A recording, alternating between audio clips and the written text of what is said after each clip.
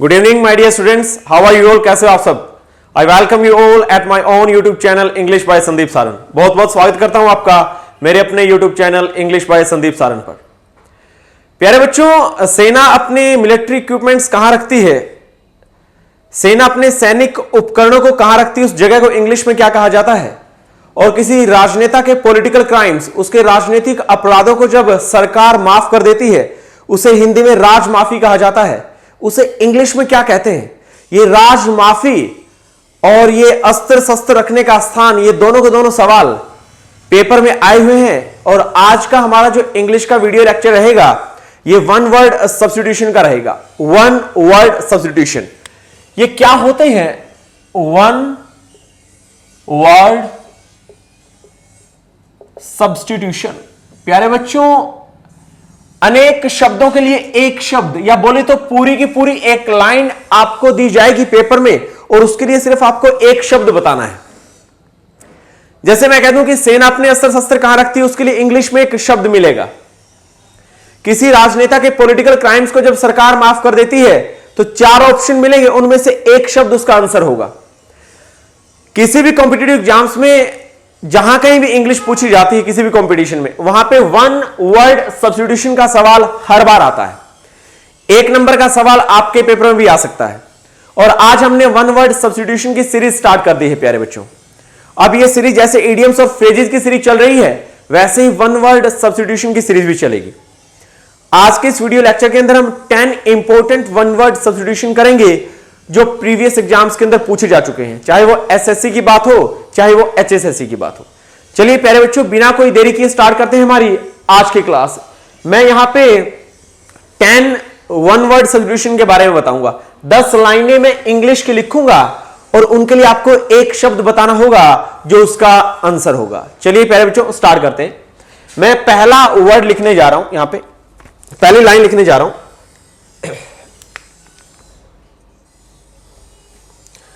The original inhabitant of a country.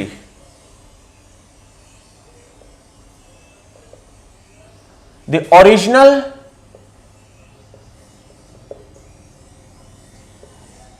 inhabitant of a country. COUNTRY. ये एक definition आपको paper में मिलेगी और original inhabitants of a country क्या कहलाते हैं ये आपको बताना पड़ेगा। ठीक है। Second, a place where, second, a place where BEES bees are kept, bees समझते हो? मधुमक्खी। एक ऐसा स्थान जहां पे मधुमक्खियों को रखा जाता है, आपको बताना इंग्लिश में उसे क्या कहते हैं। अ पर्सन, थर्ड है अ पर्सन। और मैं यहां पे जो लाइनें लिख रहा हूं इनके लिए आपको एक शब्द बताना है और यहां पे मैं जो शब्द लिखूंगा प्यारे बच्चों वही कहलाएगा one word substitution.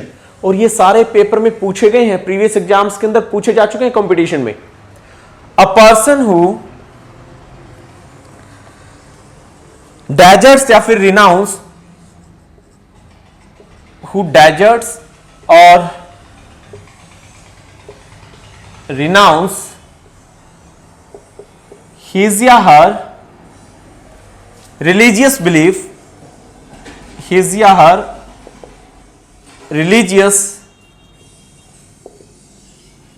beliefs or principle, PRINCIPLES।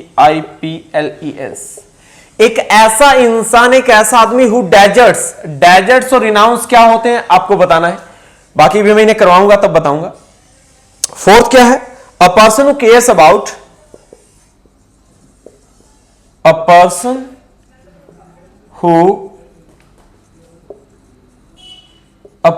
Who cares about, a person who cares about others and helps them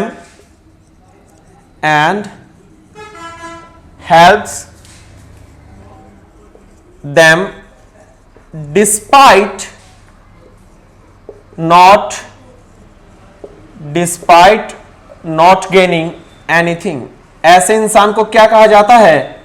जो कोई भी चीज नहीं लेता और लोगों की मदद करता, उनके बारे में केयर्स अबाउट, चिंता करता है, उस इंसान को क्या कहते हैं? आपको बताना है, इसके लिए एक शब्द। फिफ्थ है money that you have to pay. Fifth है money that you have to pay, money that you have to pay by law, money that you have to pay by law to your former, to your former या फिर deserted wife after taking, या फिर प्यारे बच्चों after getting divorce, student वो पैसा जो कानून के द्वारा एक पति के द्वारा अपनी पत्नी को दिया जाता है तलाक के बाद में, मतलब डेजर्टेड वाइफ या फॉर्मर वाइफ का क्या मतलब होता है, ये अभी मैं क्लियर करता हूं। मैं फर्स्ट क्वेश्चन पे आता हूं एक बार। Original inhabitant of a country क्या कहलाते हैं? देखिए, इनहैबिटेंट का मतलब होता है निवास करने वाले, मतलब निवासी। ओरिजिनल बोले तो वास्तविक, जिन्हें हम कहते हैं मूल निवासी। स्टूडेंट, मूल निवासी किसी भी देश के क्या कहलाते हैं? इनके लिए एक वन वर्ड सब्स्टिट्यूशन या फिर एक वन वर्ड एक शब्द बना है और उसे कहते हैं अब ओरिजिनल, सॉरी अब ओरिजिन्स, ये यहां पे एन है, ABORIGINES। स्टूडेंट, अब ओरिजिन्स का मतलब होता है मूल निवासी। इसे हिंदी में क्या कहा जाता है? मूल निवासी। बात समझ आ रही है? यह अब ओरिजिन का मतलब ही होता है the original inhabitant of a country, और इनहैबिटेंट का मतलब होता है वासिंदे या फिर बासिंदे, जिन्हें आप बोलते हैं वहां पे बसने वाले लोग, निवासी, उन्हें इनहैबिटेंट कहा जाता है। तो original inhabitant of a country क्या अपना अब ओरिजिन्स। पेपर में ये लाइन दी हुई मिलेंगी और 4 ऑप्शन मिलेंगे। मान लो कुछ भी मिल गया, अब ओरिजिन्स मिल गया, डिस्क्रिमिनेशन मिल गया, फियास्को मिल गया, सेटबैक मिल गया, तो आपका आंसर क्या होगा? अब ओरिजिन्स। नेक्स्ट पे आओ, a place way bees are kept, एक ऐसा स्थान जहां पे मधुमक्खियों को रखा जाता है, और इसके लिए वन वर्ड बना है एपियरी, APIARY। एपियरी को कहा जाता है वो स्थान जहां पे बीज मधुमक्खियों को रखा जाता है। बात समझ आ रही? Third, a person who deserts या रिनाउंस। स्टूडेंट, डेजर्ट्स का मतलब होता है त्यागना और रिनाउंस का मतलब होता है छोड़ना। तो त्यागना या छोड़ना, एक ऐसा इंसान, एक ऐसा आदमी जो त्याग देता है, छोड़ देता है हिज या हर अपने क्या रिलीजियस बिलीफ, धार्मिक विश्वासों को, रिलीजियस प्रिंसिपल, अपने धार्मिक सिद्धांतों को। एक ऐसा इंसान जो अपने धार्मिक सिद्धांतों को, अपने धार्मिक रसूल को, एक तरीके से अपने असूलों को, अपने विश्वासों को छोड़ देता है, उस इंसान को क्या कहा जाता है? और ये पेपर में पूछा गया सवाल, बैंक पीओ तक में भी पूछा गया था स्टूडेंट। इसे कहते हैं एपोस्टेट। एपोस्टेट। और इसकी मैं ट्रिक पे आपको बता देता हूं कि एक पीओ लग गया बैंक में, एक का मतलब एक पीओ लग गया मतलब बैंक में और किसी दूसरे स्टेट में, स्टेट का मतलब कोई राज्य, एक पीओ की ड्यूटी जो है दूसरे स्टेट में कहीं आ गई और उसने दूसरे स्टेट में जाके अपना धर्म परिवर्तन कर लिया, अपने खुद के जो धर्म के जो विश्वास थे, जो प्रिंसिपल थे, जो बिलीफ थे, उनको छोड़ दिया, तो उसे कहते हैं एपोस्टेट। एक पीओ की दूसरे स्टेट में ड्यूटी आ गई, वो क्या बन गया? एपोस्टेट बन गया। उस बंदे ने डेजर्ट कर दिया, रिनाउंस कर दिया अपने धार्मिक विश्वासों को, अपने धार्मिक सिद्धांतों को, रिलीजियस बिलीफ्स और रिलीजियस प्रिंसिपल्स को उसने क्या कर दिया? डेजर्ट कर दिया। उस बंदे को एपोस्टेट कहा जाता है। Fourth, a person who cares about others, एक ऐसा आदमी जो दूसरों के बारे में चिंता करता है, एंड हेल्प्स, मदद करता है, देम, उनकी, डिस्पाइट का मतलब होता है के बावजूद, नॉट गेनिंग एनीथिंग मतलब बिना कोई चीज लिए, गेनिंग का मतलब होता है प्राप्त करना। एक ऐसा इंसान जो बिना कोई चीज लिए दूसरे लोगों की मदद करता है, उस इंसान को क्या कहा जाता है? उस आदमी के लिए एक शब्द यूज किया जाता है, वन वर्ड, और कौन सा शब्द यूज किया जाता है? एल्ट्रुइस्ट, ALTRUIST, उसे एल्ट्रुइस्ट बोला जाता है, इसे परोपकारी कहते हैं। A person who cares about others and helps them despite not gaining anything, उसे एल्ट्रिस्ट बोलते हैं, परोपकारी या जनहितैषी होता है। पांचवा question, money that you have to pay, पैसा जो कि तुम्हें देना पड़ता है बाय लॉ, कानून के मुताबिक, टू योर फॉर्मर, तुम्हारी फॉर्मर मतलब पहले वाली पत्नी या फिर डेजर्टेड वाइफ, आपके द्वारा छोड़ दी गई पत्नी जो तलाक के बाद आपसे दूर हो गई है, उस पत्नी को कानून के द्वारा, कानून आपसे कहता है कि आप इसे गुजारा भत्ता, इसके जीवन यापन के लिए कुछ पैसा दो, और वो पति की तरफ से दिया जाता है पत्नी को।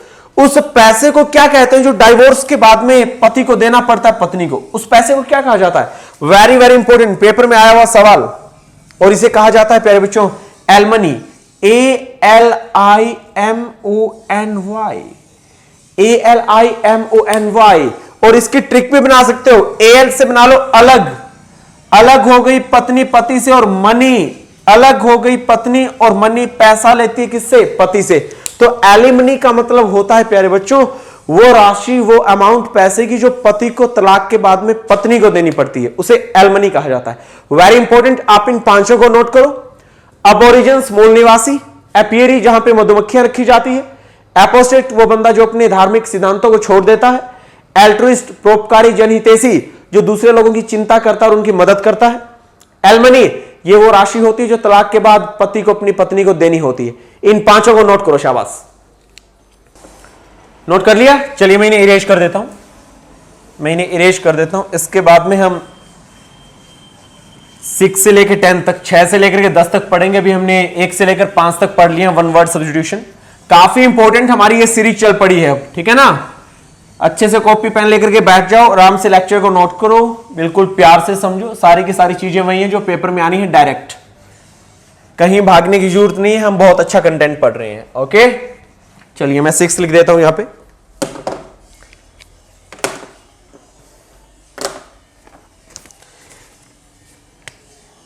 An animal that can, 6th है, an animal that can live on land and in water, that can live both on land and in water। यहां पे आप both भी लिख सकते हो, that can live on both, on के बाद में यहां पे एक वर्ड लगा सकते हो both land and in water. एक ऐसा जानवर जो धरती और पानी दोनों जगह पे रहता है उसे इंग्लिश में क्या कहा जाता है? 7th, a building where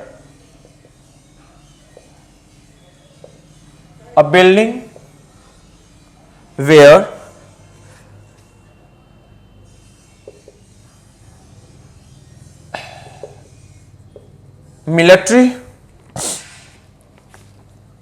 equipment और weapons, a place where military equipment और वेपन्स आर केप्ट, एक ऐसा स्थान जहां पे सेना अपने हथियार रखती है, उस स्थान को क्या कहा जाता है? 8th, a glass container, a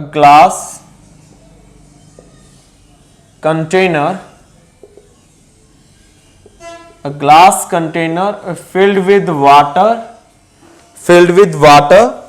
in which fish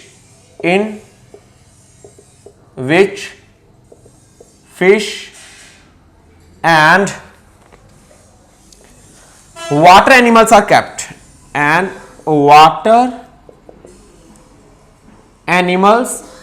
kept, आपको बताना है क्या स्थान होता है? 9th, a time when a government forgives, a time when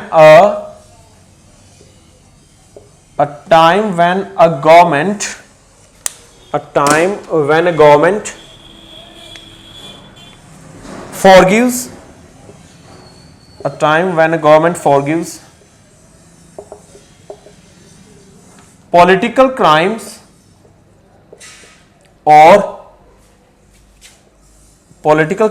or illegal political crimes or illegal acts of a person, और खासतौर से वो पर्सन क्या होना चाहिए, पॉलिटिशियन ही, वो पर्सन क्या होना चाहिए, पॉलिटिशियन। इसे क्या कहा जाता है आपको बताना है। लास्ट, मेडिसिन और ड्रग, मेडिसिन और drug that, a medicine or drug that relieves pain,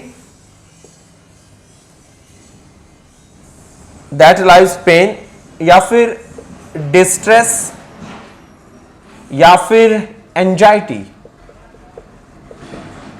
इस ड्रग को क्या कहा जाता है आपको इसका नाम बताना है। चलिए स्टूडेंट्स, 5 हमने अभी पढ़े और अब 6 से लेकर के 10 तक, ठीक है। एक ऐसा जानवर का नाम बताओ जो कि धरती पे भी रहता हो और पानी में भी रहता हो।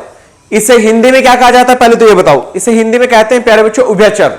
उभयचर को इंग्लिश में कहा जाता है एम्फीबियन। क्या बोलते हैं, एम्फीबियन। स्टूडेंट, एम्फीबियन होता है इसके लिए वन वर्ड बोले तो उभयचर। एक ऐसा जानवर जो धरती और पानी दोनों जगह पे रहता है उसे एम्फीबियन कहते हैं। इंग्लिश में पूरी लाइन आपको मिलेगी पेपर में, और इसके लिए वन वर्ड क्या बनेगा, एम्फीबियन। एक ऐसी बिल्डिंग जहां पे मिलिट्री इक्विपमेंट होते हैं, उपकरण, वेपन्स होते हैं, हथियार, जहां पे मिलिट्री इक्विपमेंट और वेपन्स रखे जाते हैं आर्मी के, सेना के, उसे क्या बोलते हैं, उसे बोलते हैं प्यारे बच्चों अर्सेनल।